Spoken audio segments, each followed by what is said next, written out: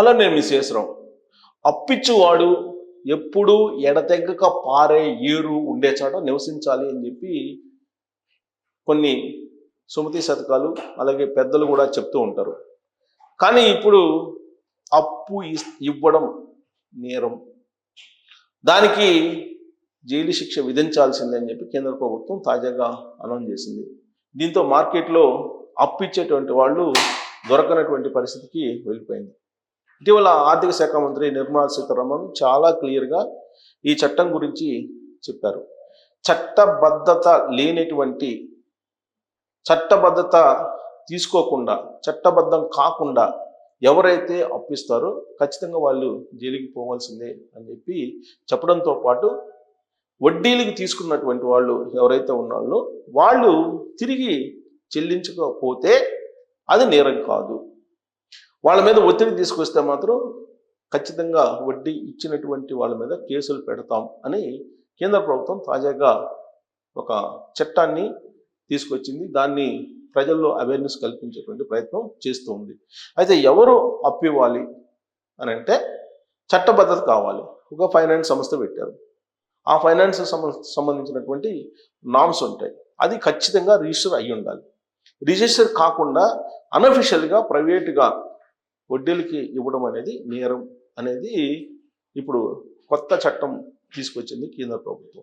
సరిగ్గా ఇక్కడే అంశం చర్చనీయాంశం అవుతుంది. ఎందుకంటే ఆల్రెడీ మార్కెట్లో ప్రామిసరీ నోట్లు ఉన్నాయి. ఆ ప్రామిసరీ నోట్ల యొక్క ఉద్దేశం, లక్ష్యం ఏంటి?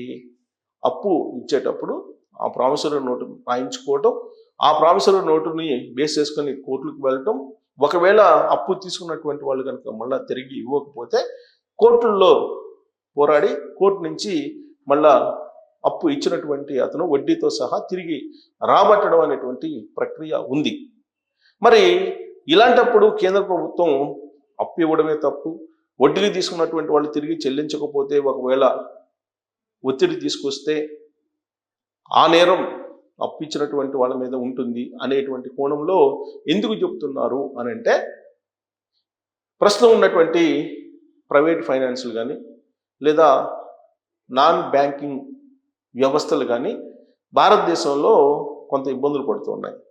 అందుకే ఈ ప్రైవేటు ఫైనాన్స్ లేదంటే ప్రైవేటుగా ఇచ్చేటువంటి వడ్డీ వ్యాపారులని కట్టడి చేస్తే కనుక ఈ ఫైనాన్స్ సంస్థలు అధికారికంగా ప్రభుత్వ ఆధీనంలోకి వస్తాయి. ఫలితంగా ట్యాక్స్ రూపంలో ప్రభుత్వానికి ఆదాయం వస్తుంది అనేది వాళ్ళ యొక్క ఆలోచన. అందుకే కేంద్ర ప్రభుత్వం చాలా సీరియస్గా ఆలోచిస్తుంది ప్రైవేటు వడ్డీ వ్యాపారాన్ని కట్టడి చేయడం అనేది.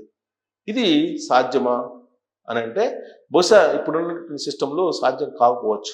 కారణం ఏంటంటే ఇప్పటికీ కూడా బ్యాంక్ లోన్ తీసుకోవాలంటే కనుక రకరకాల కండిషన్స్ పెడుతూ ఉంటారు.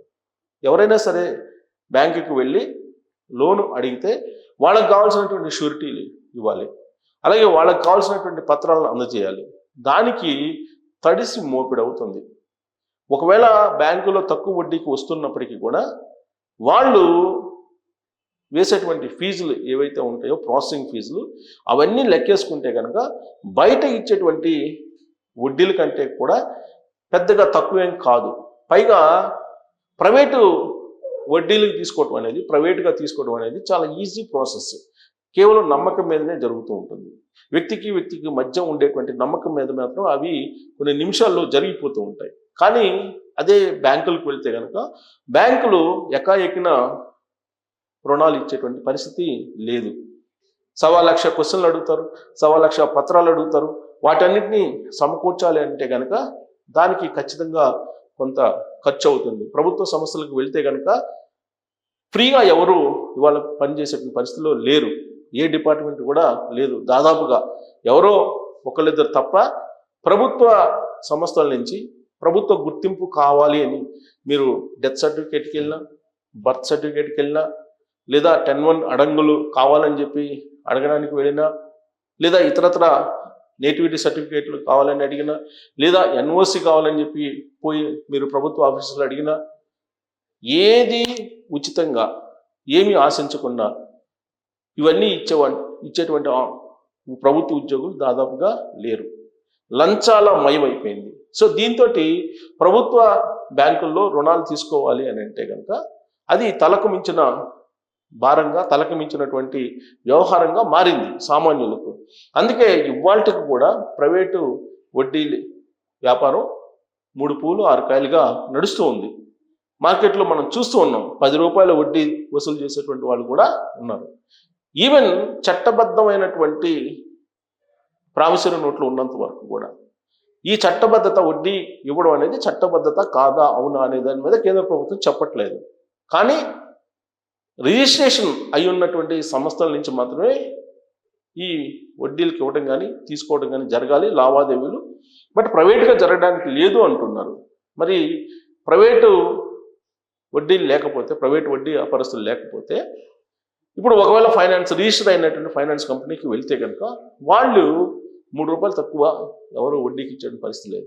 3 రూపాయల నుంచి 5 రూపాయల వరకు వసూలు చేస్తున్నారు. పైగా చక్ర వడ్డీలు వేస్తూ ఉన్నారు. అసలు వాళ్ళ లెక్క ఎలా వేస్తారో అనేది కూడా మనం చెప్పలేము. అవసరానికి డబ్బు తీసుకుంటాం, వడ్డీ ఎంత అనేది మనం చూడం. అయితే ఆ తర్వాత లెక్కించేటప్పుడు వాళ్ళు ఏ పద్ధతిని లెక్కిస్తారో కూడా అర్థం కానిటువంటి సిచ్యువేషన్. అది రిజిస్ట్రేషన్ చేసేటప్పుడు కొన్ని నామ్స్ని పెడతారు. ఆ నామ్స్ ప్రకారం రిజిస్ట్రేషన్ సంస్థలు వ్యవహరిస్తున్నాయా అనే దాని మీద ఇప్పుడు కేంద్ర ప్రభుత్వం నిజంగా ఈ సామాన్యులు కాపాడాలనుకుంటే ఆలోచించాలి. ఆ దిశగా ఆలోచించకుండా అసలు వడ్డీకి ఇవ్వడమే తప్పు అనేటువంటి భావన కలిగేలాగా ఇప్పుడు కేంద్ర ప్రభుత్వం చట్టంలో పొందుపరిచింది. దీంతో అసలు ఇప్పుడు వడ్డీకి ఇచ్చేటువంటి వాళ్ళే కనిపించట్లేదు. కారణం ఏంటంటే ఇదంతా నమ్మకం మీద జరిగేది. ఇది పౌర సమాజానికి, పేదలు ఉండేటువంటి ఈ సమాజానికి కొంచెం ప్రమాదకరంగా మారింది అనేటువంటి ఒక చర్చ అయితే జరుగుతుంది. అసలు కేంద్ర ప్రభుత్వం మరి ఆ చట్టం ఎందుకు తీసుకొచ్చిందా అంటే రిజిస్టర్ అయినటువంటి కంపెనీలకి లేదా బ్యాంకులకి వాటికి నష్టం రాకుండా ఉండేలాగా, అందరూ బ్యాంకుల వైపు వెళ్ళేలాగా ప్రయత్నం చేస్తుంది. కానీ నేల విడిచి సాము చేసినటువంటి విధంగా కేంద్ర ప్రభుత్వం ఈ చట్టాన్ని తీసుకొచ్చి ప్రజల్లోకి వెళ్తోంది. ఇప్పటికే సమాజంలో నైతికత, నిజాయితీ ఇవన్నీ పోయాయి. మాట తప్పనితనము ఇవన్నీ కూడా ఆల్మోస్ట్ సమాజం మర్చిపోతూ ఉంది. ఇలాంటి సమయంలో అసలు డబ్బులు ఇవ్వడానికే భయపడుతూ ఉన్నారు. ఇచ్చినటువంటి డబ్బులు మళ్ళీ తిరిగి వస్తాయని నమ్మకం లేనటువంటి రోజులు ఇవి. ఇలాంటి పరిస్థితుల్లో కేంద్ర ప్రభుత్వం కూడా ఇది నేరం అని చెప్తే ఎవరికి ఒక పైసా ఇచ్చేటువంటి పరిస్థితి లేదు. అలాంటప్పుడు సమాజమే స్తంభించిపోయేటువంటి ప్రమాదం నెలకొంది.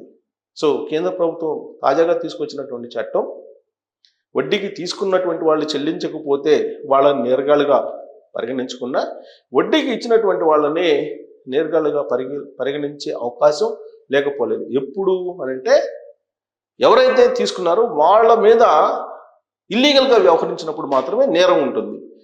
చట్ట ప్రకారం అంటే కోర్టులకు వెళ్ళటం లేదంటే ఇతరతర మార్గాల ద్వారా వాళ్ళ దగ్గర నుంచి వసూలు చేసుకునే వెసులుబాటు ఉంది. కానీ వాళ్ళ మీద ఒత్తిడి తీసుకొస్తే మాత్రం అది అప్పిచ్చినటువంటి వాళ్ళ మీదనే నేరం అనేటువంటి యాంగిల్లో చట్టం తీసుకురావడం అనేది ఇది పరస్పరం నమ్మకం పోతున్నటువంటి సమాజంలో ఉన్నటువంటి పరిస్థితుల్లో ఇది సామాన్యులకు నష్టం చేకూర్చేదా లేదంటే లాభం చేకూర్చేటువంటిదా అనే దాని మీద కామెంట్ రూపంలో మీ అభిప్రాయాన్ని తెలియజేయండి.